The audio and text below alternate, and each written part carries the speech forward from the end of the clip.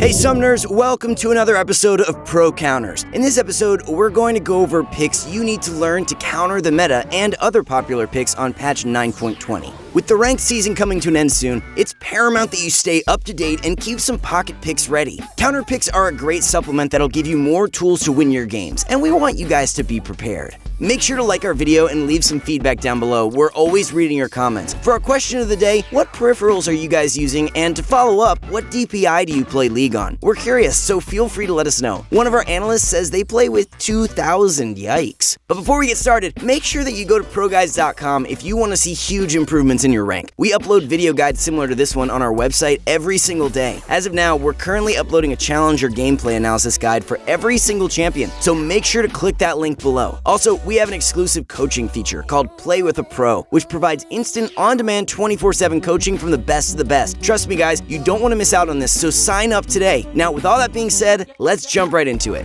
Let's start it off with the top lane. Up top, we're starting our episode off with Sion. He's a great pick into Pantheon and Malphite, who are really popular at the moment. We listed Jace because we know a lot of you top lane mains hate playing versus him. He's such a safe and annoying pick, but Sion is one of the few champions who can reliably counter him. After you first recall a Sion, you should be able to contest the lane and take lane priority over him with your tankiness, shield, and solid damage. Jace players will probably be thinking, wait, is that supposed to happen? Versus Pantheon, he's able to contest trades and more importantly, survive. Since he's so hard to kill, Pantheon has a hard time picking up the leads he needs to take over games. As the game progresses, Sion will be able to have more impact. Versus Malphite, it's tank versus tank action, but Sion definitely has an easier time during the lane phase. Sion is a really safe pick, and he also received a buff last patch, giving his shield a little more durability. This not only makes him safer, but also makes him much better at trading. In many matchups, this extra shield is the difference between it breaking or staying active. If it's able to stay active, Sion can get a lot of value out of it since it's simultaneously an offensive and defensive spell. Due to his nature as a tank, he doesn't need any pressure to succeed. Even if the map is split against him, you can still expect to have a decent impact on the game with him. Aside from not needing many resources to succeed, Sion is a great teammate to have in the late game. He deals plenty of damage while being extremely tanky and also provides hard engage for his team.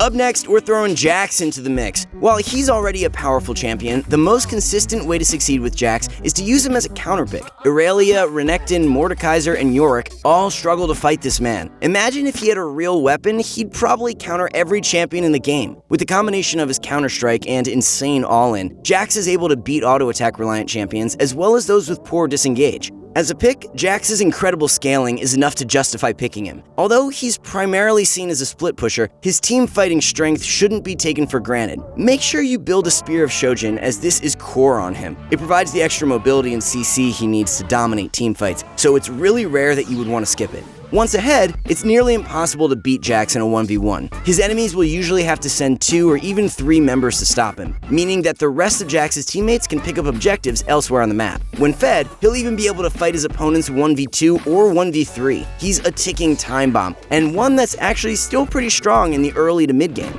Here's a recap of our top lane builds as we move on to the jungle.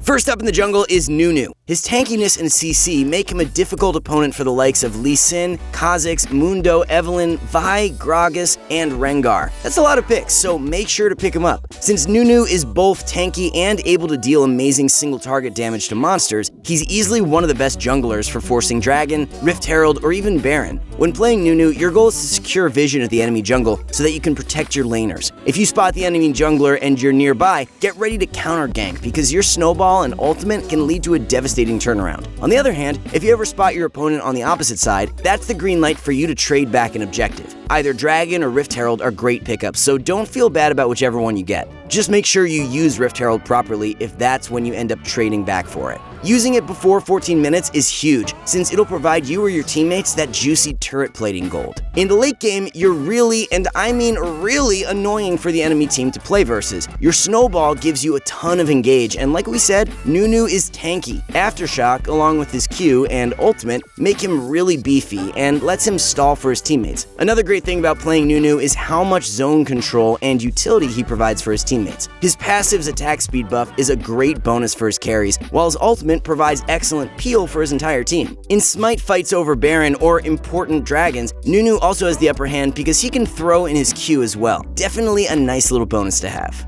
We'd make a TFT joke, but unfortunately, Nunu hasn't found his way there yet. Our glacial friend Volibear takes the second spot for our junglers this patch. He's a strong pick into Lee Sin, Kha'Zix, Xin Zhao, Evelynn, and Elise because of his insane all-in. It's extremely difficult to outduel Volibear in a 1v1 or even 2v2 skirmishes. By playing him, you want to take any fight you can get as long as you're not ridiculously behind. While Volibear is kiteable, he deals a lot of damage and is tanky. You need to play around his immobility by using sweepers and pink wards to catch your opponents off guard. In lower elo especially, this shouldn't be an issue and we really suggest picking him. All you're really focused on is being able to win fights, and Volibear definitely wins a lot more fights than he loses. Especially when players aren't as good at kiting, Volibear can thrive in scrappy environments. Here's a recap of our jungle builds.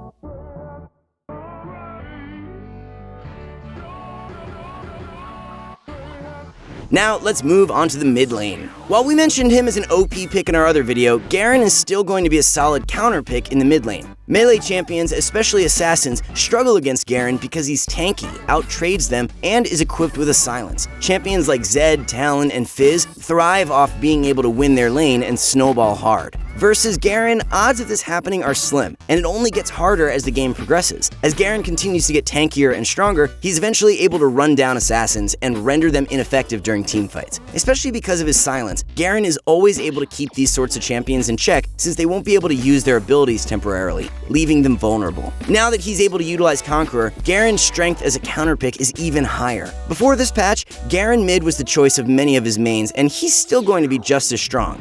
Our second mid lane pick is yet another top laner, Malphite. His point-and-click Q leaves little to no counterplay and makes him a formidable AP threat in the mid lane as well. His ability to go for a more traditional tank build is a nice fallback in case things go awry. You'll want to pick him into champions like Zed, Yasuo, Pantheon, and Talon because of his natural tendency to build armor. Against others like Cassiopeia and Akali, his full AP build lets him poke them a bit and then go for an extended all-in. Essentially, Malphite is basically Orianna, but a little bit easier. The only downside is you're throwing your body out instead of a ball. Nevertheless, he's a great counter pick to the champions we just mentioned. Here's a recap for mid lane builds as we move on to the bot lane.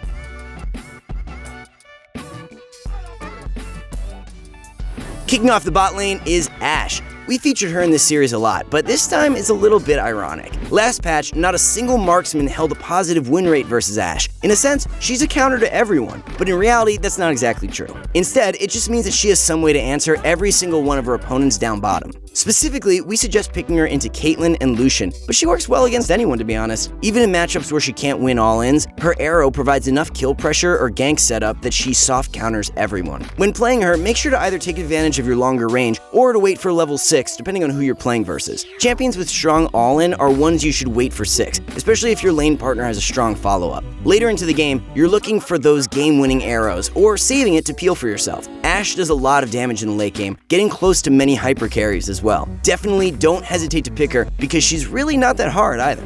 Our next bottom lane pick is Varus. While his win rate isn't impressive, our analysts believe that he's still a decently strong champion. Part of this is because he's at worst able to use his mana to farm in every matchup. In favorable ones, he can abuse his strong all-in and high range to bully his foes. Against 3 of the most popular picks, Kai'Sa, Ezreal, and Lucian, you should heavily consider picking Varus. Especially once he hits 6, his kill pressure on these types of champions skyrockets. The great thing about Varus is that you can play him as a traditional marksman or as a poke mage. It's a matter of playstyle preference as well as what you think you'll need for the matchup. If your enemy has a strong all-in, go for a poke build and push them out of lane with some well-aimed Qs. Otherwise, just play with a normal build and take favorable trades as you typically would. Here's a recap of our bot lane builds.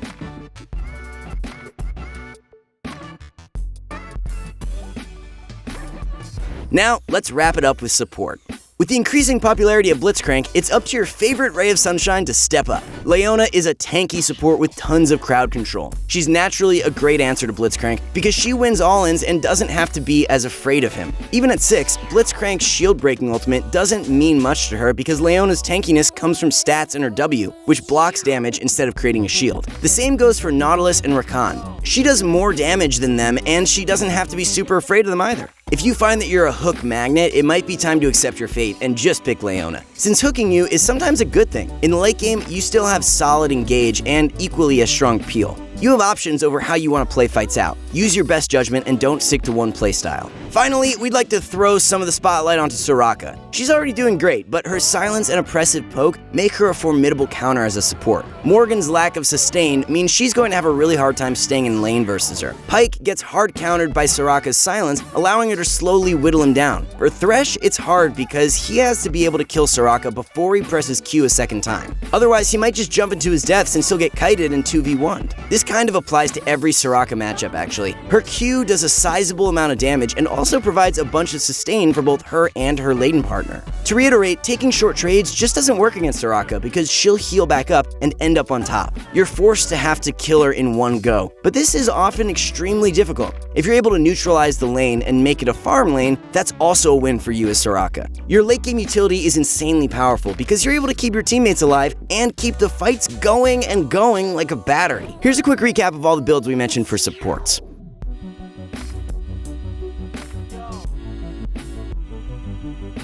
That concludes this episode of Pro Counters. Thanks so much for watching, guys. If you want more content to help you improve, check out ProGuides.com, where we've teamed up with pro players to create guides designed to take your game to the next level. Also, keep an eye on our YouTube channel, where we're constantly updating it with new content just like this. Good luck out there in the Rift, and we'll see y'all next time.